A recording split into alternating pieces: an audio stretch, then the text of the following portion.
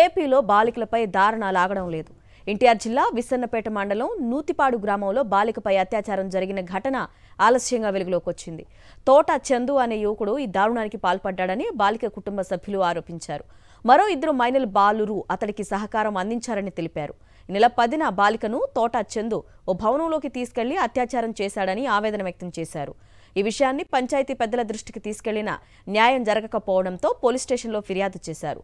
నిందితుడిపై POCSO case నమోదు చేశామని పోలీసులు తెలిపారు.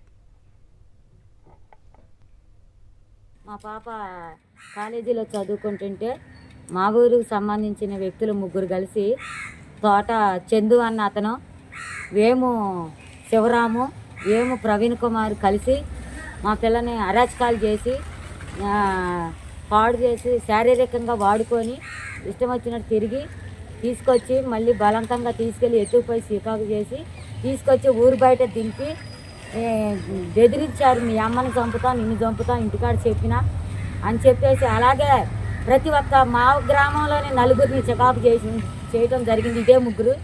అలాగే ప్రతి ఒక్క గ్రామంలో ప్రతి ఒక్క పిల్లని కూడా భయపడిపోతున్నారు బయటికి రావటానికి.